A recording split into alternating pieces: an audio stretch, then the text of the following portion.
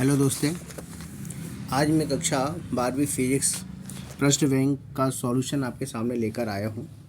ये last year corona के समय रिड्यूस किया वाला सिलेबस है जो प्रश्न बैंक 2020-21 से संबंधित है। हमारे आने वाले एग्ज़ाम में ये बहुत ही महत्वपूर्ण प्रश्न साबित होंगे, इसलिए आप पूरे वीडियो को ध्यान से देखें और उस क्वेश्चन के नोट्स बनाइए। चलिए बेटा, हम आगे बढ़ते हैं। अच्छा, और इसके साथ ही इससे संबंधित और भी आपको पीडीएफ डाउनलोड करने के लिए मैं आपको लास्ट में सब्सक्रिप्शन बॉक्स में लिंक शेयर करूंगा। उस लिंक पर आप शेयर कर अपनी क्लास का नाम और सब्जेक्ट को चूज़ कर आप उसका पीडीएफ निकाल सकते हैं। चलिए हम आगे बढ़ते हैं अगले प्रश्न की ओर। ये देखिए, प्रश्न बैंक सत्र 2020-21 का है, 21-22 का नहीं है बेटा। ये कक्षा 12वीं भौतिक विषय का है। देखिए, हमारा सिलेबस है जो इस बार 2021-22 में जो रिड्यूस किया गया है वो सिलेबस को हमने यहाँ पे सेट किया है। तो यहाँ पे देखेंगे, यहाँ 8 यूनिट हमको बताया गया है। क्वेश्चन हमारे पास में पूर्णांक 70 का होगा और प्रैक्टिकल 30 का रहेगा बेटा। इसमें ध्यान रखेंगे 3 घंटे आपको मिलेंगे। और यहाँ पे क्वेश्चन हमको दिखाए गए 2 अंक वाले आपके 16 नंबर के क्वेश्चन होंगे, 3 अंक वाले 12 अंक के क्वेश्चन होंगे, 4 अंक वाले जो है 4 अंक का मतलब एक ही क्वेश्चन आने वाला है, और 5 अंक के आपके यहाँ पे बेटा 2 क्वेश्चन आने वाले हैं, मतलब 5 दूनी 10। इस प्रकार से आपको टोटल 19 प्रश्न आएंगे, ठीक है। और ये ऑब्जेक्टिव टाइप के क्वेश्चन आएंगे आपके, 28 के ऑब्जेक्टिव्स होंगे। चलिए, रिड्यूस इस प्रकार से हमारे पास में कक्षा 12वीं में 2021-22 के लिए जो है ये 4 चैप्टर्स को हटाया गया है, जिसमें हम बात करते हैं यूनिट जो 3rd है उसमें से चुंबकत्व एवं द्रव्य को हटा दिया गया है, जो 5वां अध्याय में है। संपूर्ण अध्याय को हटा दिया गया है। इसके बाद प्रकाशिकी में जो 9 अध्याय है बेटा, है ना, इसको हटाया गया है। इसमें भूमिका और गोलीय दर्पण से परावर्तन को हटाया, बाकी सब आएगा। और हमारे पास में जो अध्याय 12 और 13 इसको पूर्णतः हटा दिया गया है, नाभिक को, जो यूनिट 8 में थी। चलिए आगे बढ़ते बेटा। प्रश्न क्रमांक हम ऑब्जेक्टिव पे बात करते हैं, जो नया हमारे पास में सिलेबस है उसके अकॉर्डिंग हम देखते हैं। चलिए हम बात करते हैं, यहाँ पे पहला प्रश्न आता है, वायु में स्थित एकांक धनावेश से निकलने वाले संपूर्ण फ्लक्स का मात्रक क्या होता है। तो इसका ऑप्शन बेटा हमारे पास में 4 ऑप्शन दिए, 4 में से आपको टिक कराना है। तो इसका सेकंड नंबर वाला हमारा राइट आंसर होगा। प्रश्न क्रमांक दूसरा, एप्सिलॉन 0 जो निर्वात की विद्युतशीलता है, इसका मात्रक पूछा जाता है, बीमी सूत्र पूछा जाता है। तो मात्रक इसका 3rd नंबर का हमारा राइट आंसर होगा बेटा। चलिए, इसके बाद हम बात करते हैं विद्युत क्षेत्र की तीव्रता का मात्रक क्या होता है। तो विद्युत क्षेत्र की तीव्रता का मात्रक हमारे पास में जो आ जाएगा, 2nd नंबर का हमारा राइट ऑप्शन है, न्यूटन प्रति कूलम। प्रश्न क्रमांक चौथा, 1 कूलम आवेश में इलेक्ट्रॉनों की संख्या हमने आपको बताया था 6.25 × 10⁻18, मतलब इसका 3rd वाला आंसर हमारे पास राइट हो जाएगा। प्रश्न क्रमांक 5वां हमारे पास में आता है, बिंदु आवेश Q के कारण r दूरी पर विद्युत क्षेत्र की तीव्रता। अब यहाँ पे किसकी बात की जा रही है बेटा, विद्युत क्षेत्र की तीव्रता की बात की जा रही है। तो इसका 2nd वाला ऑप्शन हमारे पास में राइट आंसर हो जाएगा। और आवेश का बीमी सूत्र AT, जो कि 3rd नंबर का ऑप्शन हमारे पास में है। तो इससे रिलेटेड बेटा देखेंगे, जो कि ब्लू प्रिंट में आपको दिखाया गया, उसके अकॉर्डिंग आप इसे 5 अंक का क्वेश्चन आने वाला है और 2 मार्क्स का क्वेश्चन आने वाले हैं। तो आप इसको अच्छे से इसकी तैयारी करेंगे, ठीक है।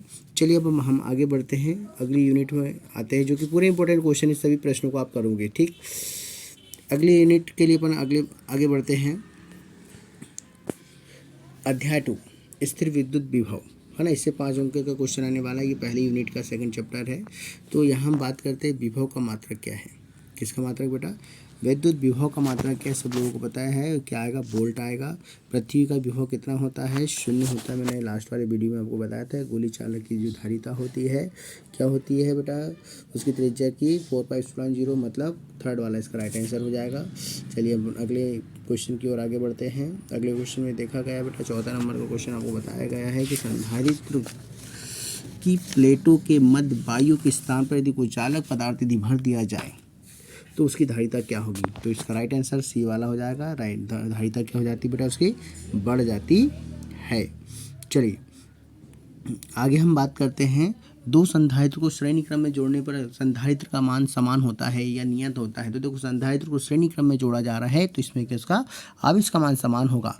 और यदि समांतर क्रम में जोड़ा जाता है तो किसका मान समान होता है, विभव का मान समान होता है। ऐसे ही 4 क्वेश्चन बनते हैं, 2 प्रतिरोध से बनते हैं और 2 संधारित्र से बनते हैं। चलिए अब इस यूनिट से भी आप देख सकते हो बेटा समविभव पृष्ठ किसे कहते हैं, कारण बताइए। सूखे बालों में कंघी घुमाने पर कागज के टुकड़ों को आकर्षित कर लेता है। साधारण रबड़ विद्युत रोधी होता है, परंतु वायुयान विशेष रबड़ बनाए जाते हैं। तो इस प्रकार से फाइबर के क्वेश्चन में दिखाया गया है कि सिद्ध कीजिए दो चालकों को आपस में जोड़ने पर ऊर्जा वितरण में क्या होता है, हानि होती है। ठीक, चलिए अब हम अगली यूनिट की ओर चलते हैं। हमारे पास में यूनिट सेकंड आती है। इस यूनिट सेकंड में जो है अध्याय विद्युत धारा को लिया गया है और इसमें हम बात करते हैं कि किसी चालक में विद्युत प्रभाव होता है तो भाई किसके कारण होता है चालक को। अच्छा, इसका भी एक वीडियो मैंने तैयार किया था आप लोगों के लिए, तो उसमें आपको बताया गया है कि इसका राइट आंसर क्या हो जाएगा कि भैया मुक्त इलेक्ट्रॉनों के कारण। मैंने उस पर विद्युत अपघट्य अर्धचालक तीनों का एक साथ वीडियो तैयार किया था। अधिचालक पदार्थ की चालकता होती है वही कितनी होती है, अनंत होती है। दो प्रतिरोधों के श्रेणी क्रम में संयोजन प्रतिरोध। आगे बताइए क्वेश्चन में जो 4 क्वेश्चन की बात किया था, श्रेणी क्रम में किसका मान समान होता है, धारा का, और समांतर क्रम में विभवांतर का मान समान होता है। अब हमारे पास में एक क्वेश्चन आता है अगला कि एक तार को खींचकर उसकी लंबाई को 2 गुनी कर दी जाती है, उसका प्रतिरोध कितने गुना हो जाता है। ये इसका भी मैंने वीडियो आपको बनाया था, तो इसका राइट आंसर क्या हो जाएगा, 4 गुना हो जाएगा। ओमनी प्रतिरोध है। अब देखिए यहाँ पे संधि डायोड, प्रकाश उत्सर्जक डायोड, ट्रांजिस्टर और तांबे का तार। तो बेटा संधि डायोड, प्रकाश उत्सर्जक डायोड, ट्रांजिस्टर ये क्या होते हैं, अनोमी प्रतिरोध होता है। तो तांबे का तार, जहाँ भी तार लगेगा वो क्या जाएगा, हमारा राइट आंसर हो जाएगा। विद्युत धारा का एसआई मात्रक क्या होता है बेटा, एम्पियर हो जाता है। तो अगला क्वेश्चन हमारे पास में आता है विभव प्रवणता का एसआई मात्रक। तो विभव प्रवणता का एसआई मात्रक आपको पता होना चाहिए, वोल्ट प्रति मीटर। तो क्या होगा बेटा, इसका वोल्ट प्रति मीटर हो जाएगा। इसका ये सदिश राशि होती है, इसका मात्रक, विमित सूत्र, प्रकृति तीनों याद करोगे। विभव प्रवणता क्या होता है बेटा, मतलब लंबाई के साथ विभव में जो पतन होता है उसे हम विभव प्रवणता कहते हैं। ठीक है, चलिए अगला बात करते हैं बेटा। अगला प्रश्न हमारे पास में आता है, सेकंड प्रश्न है हमारे पास में, सही विकल्प है कि विभव मापी की संतुलन की स्थिति में प्रतिरोध का मान कितना होता है। तो इसका राइट आंसर क्या जाएगा बेटा, अनंत। क्या आएगा इसका राइट आंसर, अनंत लिखना, लेकिन शब्दों में लिखना। कैसे लिखना, अनंत करके शब्दों में लिखना। ठीक, किरचॉफ का प्रथम नियम आवेश संरक्षण के नियम के आधारित होता है, किस पर, आवेश संरक्षण के नियम पर। दूसरा नियम ऊर्जा संरक्षण के नियम पर आधारित होता है। 5वां प्रश्न बोलता है मीटर सेतु किसके सिद्धांत पर कार्य करता है, व्हीटस्टोन सेतु के सिद्धांत पर कार्य करता है। विद्युत धारा कौन सी राशि है, तो सबको पता है अदिश राशि है। विद्युत धारा घनत्व कैसी राशि होती है, सदिश राशि होती है। तो चलिए इसमें इसमें 2 अंक के क्वेश्चन दिखाई दिया जा रहा है, तो आपको पता होना चाहिए इस यूनिट से 3 अंक के क्वेश्चन आ रहे हैं। तो इन सभी प्रत्येक प्रश्नों को आप अच्छे से देखोगे, न्यूमेरिकल क्वेश्चन को सॉल्व करोगे, इससे न्यूमेरिकल क्वेश्चन आने के ज़्यादा चांसेस होते हैं। ठीक है, चलिए बेटा हम अगली यूनिट की ओर चलते हैं। यूनिट थर्ड हमारे पास में आती है। इस यूनिट थर्ड से कुछ चीज़ों का डिडक्शन हुआ है जो कि आपको पता होना चाहिए। ठीक, तो पहला प्रश्न हमारे पास में यहाँ आता है कि एक गतिशील आवेश उत्पन्न करता है। तो गतिशील आवेश की बात करते हैं तो कौन सा क्षेत्र, 3rd नंबर का ऑप्शन, विद्युत क्षेत्र और चुंबकीय क्षेत्र दोनों को ये उत्पन्न करता है। इसमें जो इससे रिलेटेड मैंने ऑब्जेक्टिव तैयार किया था, यदि स्थिर आवेश होता है तो क्या होगा, धारावाही चालक होगा तो चुंबकीय क्षेत्र उत्पन्न करेगा, स्थिर आवेश होता है तो केवल विद्युत क्षेत्र उत्पन्न करता है। तो ये सब चीज़ें आपको बता दी गई हैं। चलिए हम आगे प्रश्न की ओर बात करते हैं। प्रश्न क्रमांक 2 हमारे पास में आता है कि निर्वात में स्थित 2 समांतर चालकों में एक ही दिशा में धारा प्रवाहित हो रही है, तो उनके मध्य लगने वाला बल की प्रकृति कितनी होती है। तो भाई बल की प्रकृति क्या होगा, इसका राइट आंसर हमारे पास में पहला वाला आ जाएगा, इसका आकर्षण होता है बेटा। एक ही दिशा में हो रही तो आकर्षण, और विपरीत दिशा में होगा तो क्या हो जाएगा, प्रतिकर्षण हो जाएगा। प्रश्न क्रमांक 3 है कि एक आवेशित कण समचुंबकीय क्षेत्र में इसके समांतर प्रवेश करता है, तो कण का पथ कैसा होता है, सरल रेखीय होता है। कण का पथ कैसा होता है, सरल रेखीय होती है। एक समान चुंबकीय क्षेत्र में धारावाही लूप का बल आघूर्ण का मान 4th नंबर का इसका राइट आंसर हो जाएगा बेटा NIAB। यहाँ पे ये क्षेत्रफल भी चुंबकीय क्षेत्र की तीव्रता को बताता है, आई धारा को और N क्या फेरों की संख्या को दर्शाता है। 5वां प्रश्न हमारे पास में आता है कि चुंबकीय क्षेत्र में धारावाही लूप पर बल आघूर्ण अधिकतम कब होता है, जब क्षेत्र और लूप के तल के बीच कैसा होता है, लंबवत होता है, मतलब 2nd नंबर वाला इसका राइट आंसर हो जाएगा। रिक्त स्थान की पूर्ति कीजिए। तो पहला प्रश्न जो कि भी आपको पेपर में पूछा गया था हाफ ईयरली में, चुंबकीय क्षेत्र में गतिमान आवेश पर लगने वाले बल को कौन सा बल कहते हैं, लॉरेंज बल कहते हैं। हैं। कौन सा बल बेटा? लॉरेंज बल।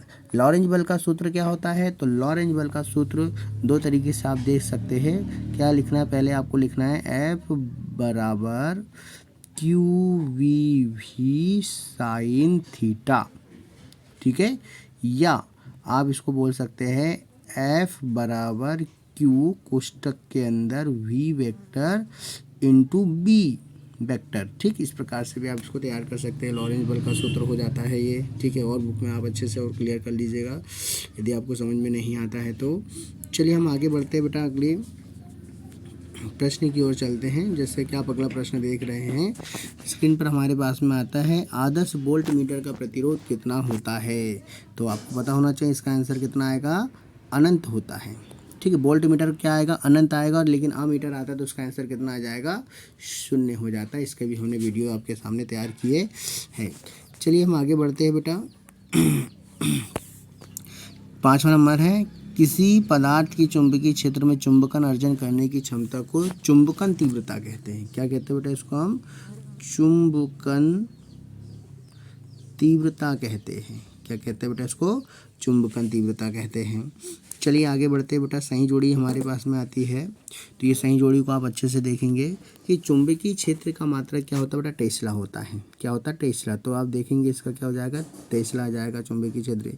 अब दूसरा आता है चुंबकीय आघूर्ण का मात्रक क्या होता है? तो चुंबकीय आघूर्ण का एम्पियर मीटर स्क्वायर, जो कि सबसे लास्ट वाला आपको देख रहा है, ये लास्ट वाला।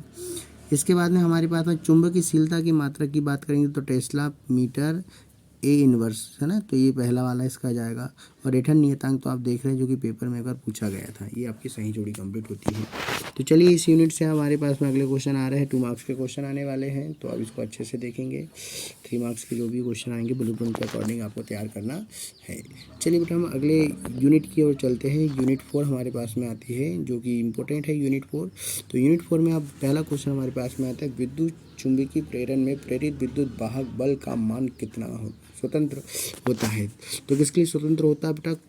कुंडली, मतलब कौन सी कुंडली? कुंडली का प्रतिरोध के लिए स्वतंत्र होता है। अगला प्रश्न हमारे पास में आता है, जैसे कि आप स्क्रीन पर देख रहे हो, सुप्रेरकत्व का मात्रक कितना होता है? किसका? सुप्रेरकत्व का मात्रक क्या होता है? हेनरी होता है। पेपर में पूछा जा सकता है 1 हेनरी से आप क्या समझते हैं? चुंबकीय फ्लक्स का एसआई मात्रक क्या होता है? वेबर होता है। पहला ऑप्शन इसका आ जाएगा। भंवर धारा का उपयोग किया जाता है। अच्छा, ये थोड़ा कंफ्यूज करने वाला क्वेश्चन है। धारा मापी को रुद्धौल बनाने में तो किया ही जाता है, साथ में चल मापी में भी किया जाता है, विब्रेक में भी किया जाता है। तो इसका राइट आंसर हो जाएगा उपयुक्त सभी। प्रश्न क्रमांक 5वां, लेंज का नियम संबंधित है ऊर्जा संरक्षण के नियम पर आधारित है, तो इसका दूसरा आंसर राइट हो जाएगा। अब प्रश्न क्रमांक 6वां बोलता है कि एक कुंडली की कुल लंबाई को अपरिवर्तित रखते हुए यदि कुंडली की फेरों की संख्या को 2 गुना कर दिया जाए तो स्वप्रेरकत्व का मान क्या हो जाएगा? n की पावर 2 आता है भाई इसका, तो इसका राइट आंसर क्या हो जाएगा? 4 गुना पहला वाला इसका राइट आंसर हो जाएगा। चलिए रिक्त स्थान आ जाता है। विद्युत चुंबकीय युक्तियों में खाली स्थान के प्रभाव को कम करने के लिए क्रोड को पतली बनाया जाता है। तो भाई क्रोड पतली ट्रांसफार्मर की बात की जा रही है, तो इसका राइट आंसर क्या हो जाएगा? भंवर धाराएं। ध्यान से सुनो, को क्या आएगा? भंवर धाराएं। दूसरा है चुंबकीय फ्लक्स में परिवर्तन की दर खालिस्तान के अनुक्रमानुपाती होती है, तो प्रेरित विद्युत वाहक बल है ना, फैराडे का दूसरा नियम क्या आ जाएगा? प्रेरित विद्युत वाहक बल। अगला आता है स्वप्रेरकत्व किसी कुंडली के खालिस्तान की माप है, तो इसका आंसर है विद्युत वाहक बल। तीसरे का क्या आएगा? विद्युत वाहक बल। चौथा है प्रत्यावर्ती धारा जनित्र खालिस्तान के सिद्धांत पर कार्य करती है, विद्युत चुंबकीय प्रेरण के सिद्धांत पर कार्य करती है। इस यूनिट से 5 अंक के क्वेश्चन आ रहे हैं, 2 अंक के क्वेश्चन आ रहे हैं। तो आप देख सकते हैं भंवर धारा किससे कहते हैं? व्हीटस्टोन सेतु के प्रयोग में से पहले सेल कुंजी दबाते बाद में धारा मापी कुंजी दबाया जाता है। क्यों? स्वप्रेरकत्व और अन्योन्य प्रेरकत्व में अंतर। और इसमें देखिए 4 क्वेश्चन हमारे पास में बिल्कुल इंपॉर्टेंट है।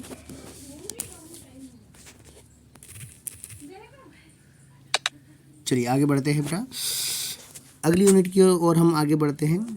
चलिए अध्याय 7, ये यूनिट 4 का ही सेकंड चैप्टर होता है, इससे भी 5 अंक के क्वेश्चन आते हैं। तो हम यहाँ बात करते हैं भैया, एक संधारित्र अपने में से गुजरने देता है। तो संधारित्र किसको गुजरने देता है? केवल AC को गुजरने देता है, ठीक है। किसको गुजरने देता है? AC को।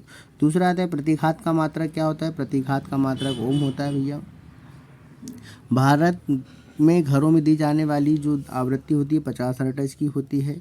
ऊंचाई ट्रांसफार्मर में राशि बढ़ती है, तो ऊंचाई ट्रांसफार्मर में जो जब राशि किसकी क्या होता है भैया, क्या बढ़ाती है? ऊंचाई मतलब विभव के मान को अधिक करता है, धारा के मान को कम करता है। एलसी परिपथ में इसका मान कितना होता है? π/2। कितना मान होता है बेटा इसका? π/2 होता है। चलिए अगला प्रश्न हमारे पास में आता है, किसी प्रत्यावर्ती धारा परिपथ में शिखर मान और बर्म आभासी मान में संबंध होता है, तो इसका क्या संबंध होता है रे भाई? इसका संबंध होता है I फुट में RMS बराबर I0/√2, ये उसका संबंध होता है। एक पूर्ण चक्र में प्रत्यावर्ती धारा का औसत मान कितना होता है? 0 होता है। ठीक, इससे रिलेटेड भी हमने वीडियो बनाए हुए थे, आपने देखा होगा इसका। ठीक है, ये 3 चीज़ें आता है, प्रत्यावर्ती वोल्टेज, धारा, समीकरण, तीनों में से इसमें होता है। ऊंचाई ट्रांसफार्मर की प्राथमिक कुंडली में फेरों की संख्या द्वितीय कुंडली से कितनी होती है? कम होती है। इसका भी हमने बताया था आपको। अब फिर 2 अंक के क्वेश्चन, 5 अंक के क्वेश्चन, इसमें एलसीआर परिपथ जरूर देखिएगा बेटा, पेपर में आ सकता है। ट्रांसफार्मर का सिद्धांत आ सकता है, ठीक है, प्रतिघात से संबंधित आ सकता है। ठीक है, चलिए अगली यूनिट हमारे पास में आती है 5वीं यूनिट। कौन सी यूनिट बेटा अपने पास में अगली जो यूनिट आ रही है वो यूनिट हमारे पास में 5वीं यूनिट है। और 5वीं यूनिट बोल रहा है कि सबसे कम तरंग दैर्घ्य। अच्छा, हमने इसके लिए लहर गांव के एक राजा को परिदर्शन हुआ को एक डिस्क्रिप्शन दिया था, इसमें आपको पूर्व वैज्ञानिकों के नाम और उनकी खोजें याद हो जाती हैं, है ना। गामा एक्स परदृश्य अब सूक्ष्म रे, ये उसकी घटती हुई और बढ़ती हुई तरंग दैर्घ्य के आधार पर एक क्रम होता है। तो क्या हो जाएगा भाई, इसका सबसे कम तरंग दैर्घ्य क्या हो जाएगी? गामा किरणों की हो जाएगी। सबसे कम कौन सी होगी? गामा। विद्युत चुंबकीय तरंग में विद्युत क्षेत्र के परिमाण ई और चुंबकीय क्षेत्र के परिमाण में जो संबंध होता है वो कितना होता है बेटा? पहला वाला हो जाएगा B बराबर E/C। एक्चुअली C = E/B होता है। ओजोन मंडल अवशोषित करता है, तो सबको पता है ओजोन मंडल किसको अवशोषित करता है रे भैया? परावैंगनी किरणों को अवशोषित करता है, तो चौथा विकल्प हमारा सही हो जाएगा। यदि विद्युत चुंबकीय तरंग में विद्युत से वेक्टर x दिशा में तथा चुंबकीय वेक्टर y दिशा में होता है तो संचरण होगा z दिशा में। कौन सी दिशा में होगा? z दिशा में। दृश्य प्रकाश में तरंग दैर्घ्य होती 10⁻⁻⁶। कितना जाएगा बेटा? सेकंड ऑप्शन इसका राइट है। रिक्त स्थानों की पूर्ति कीजिए। विद्युत चुंबकीय तरंगों के स्पेक्ट्रम में सर्वाधिक आवृत्ति वाली तरंग होती है, तो इसका क्या जाएगा? गामा। क्या हो जाएगा बेटा? गामा किरणें हो जाएंगी। विद्युत चुंबकीय तरंग खालिस्तान होती है, अनुप्रस्थ होती है। परावैंगनी लैंप में बल्ब जो होता है खालिस्तान के बनाए जाते हैं, क्वार्टज के बनाए जाते हैं। जीवाणुनाशक के रूप में परावैंगनी तरंगों का उपयोग किया जाता है। और सूक्ष्म तरंगों की जो तरंगदैर्घ्य परास होती है बेटा, वो होती है 0.1 मीटर से 1 किलोमीटर के बीच में होती है। 0.1 मीटर से 1 किलोमीटर के बीच में होती है सूक्ष्म तरंगे की। अच्छा, इससे 2 अंक के क्वेश्चन आने वाले हैं, तो 2 अंक के क्वेश्चन ये पूरे आपको दिखाया गया है, पीडीएफ आपको सेंड कर दिया गया है।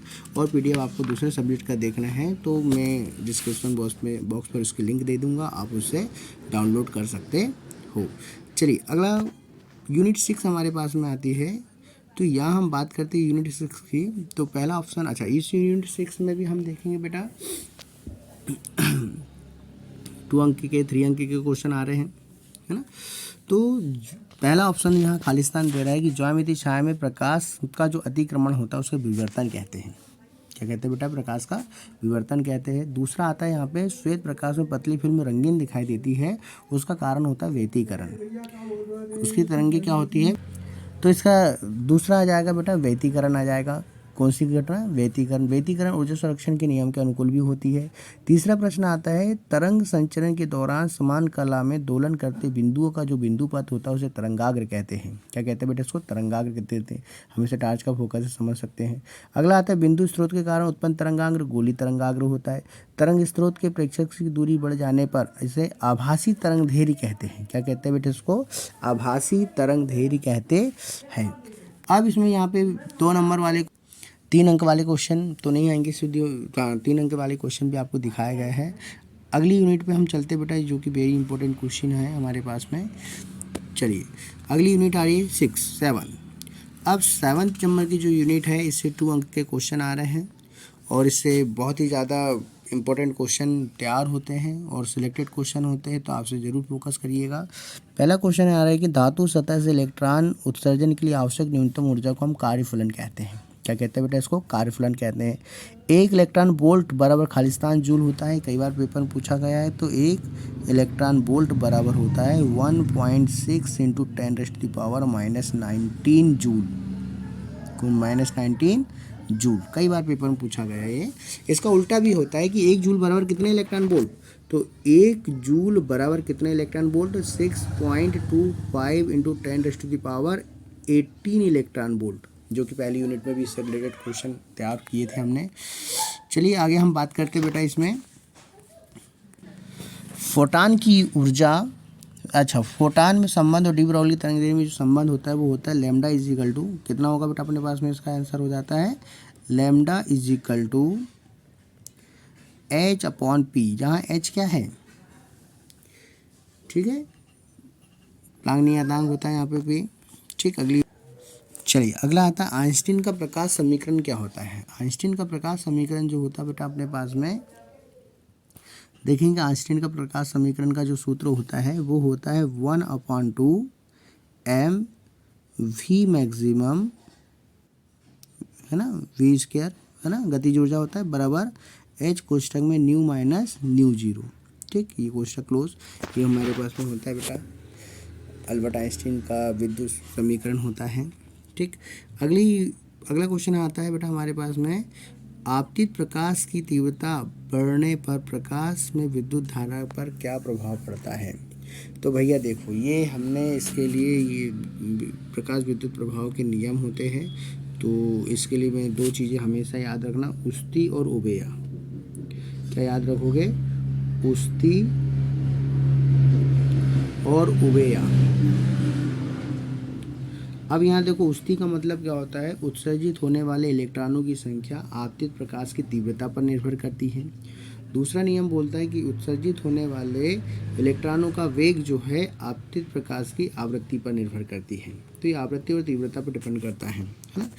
तो चलिए अगला प्रश्न हमारे पास में आता है कि आपतित प्रकाश की आवृत्ति बढ़ने पर प्रकाश विद्युत धारा पर क्या प्रभाव पड़ेगा। तो आवृत्ति पर निर्भर नहीं करता भाई, ये आवृत्ति पर निर्भर नहीं करता। इसका राइट आंसर हो जाएगा कि आवृत्ति पर निर्भर ही करता ही नहीं, तो कुछ प्रभाव होने की बात ही नहीं है।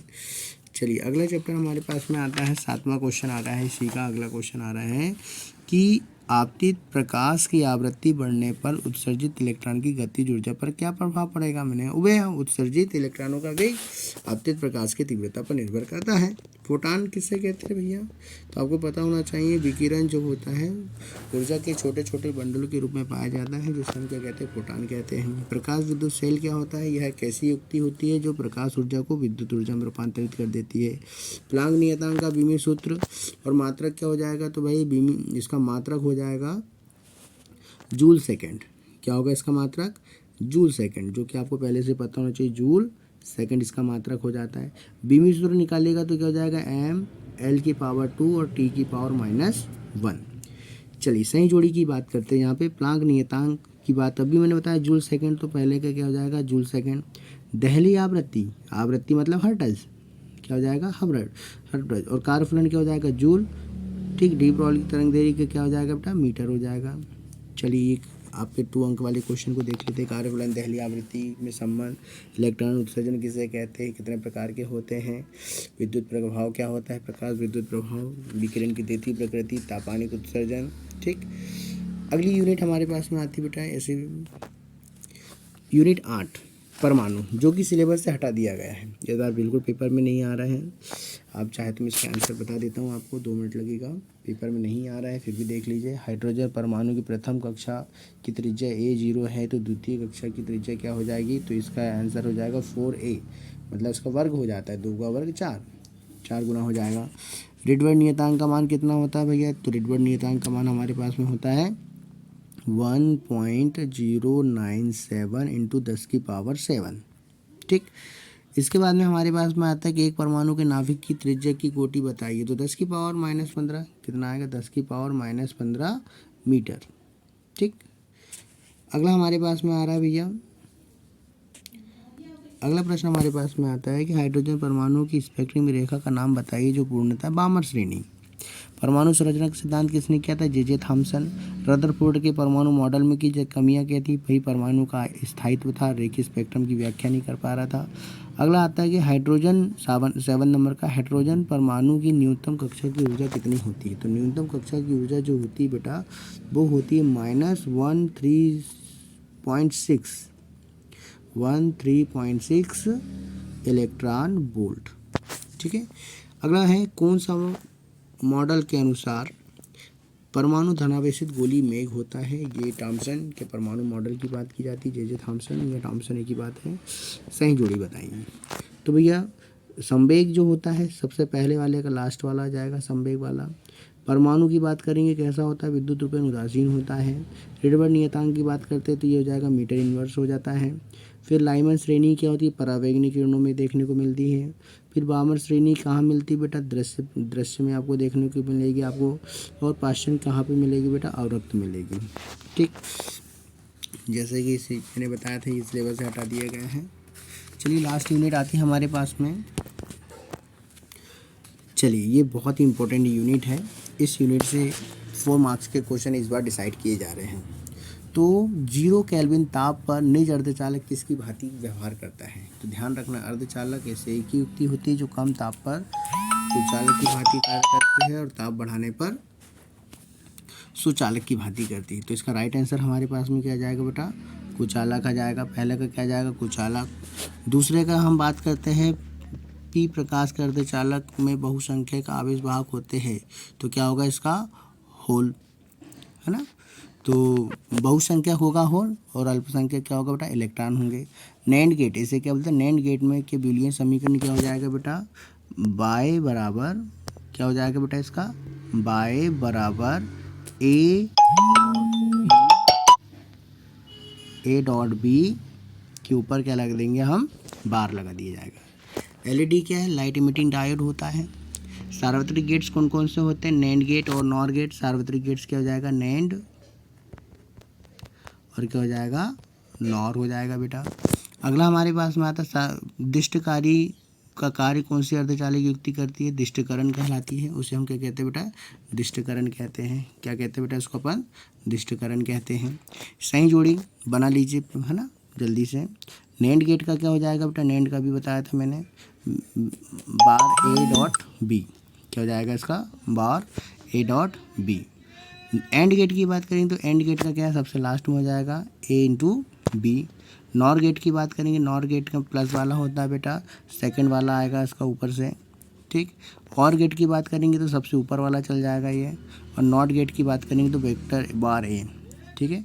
इस प्रकार से बेटा इसके 4 मार्क्स के क्वेश्चन इस बार इससे आने वाले हैं। ठीक, यदि हमारे पास इंपॉर्टेंट क्वेश्चन थे और इसके ऐसे ही वीडियो आपको चाहिए तो मैं सब्सक्रिप्शन बॉक्स पर उसकी लिंक डाल दूँगा। और भी अच्छे से तैयारी करिए। ऑल द बेस्ट एग्ज़ाम के लिए और थैंक यू वेरी मच। और वीडियो अच्छी लगे तो बिल्कुल इसको लाइक और सब्सक्राइब जरूर करना बिल्कुल ना भूलें।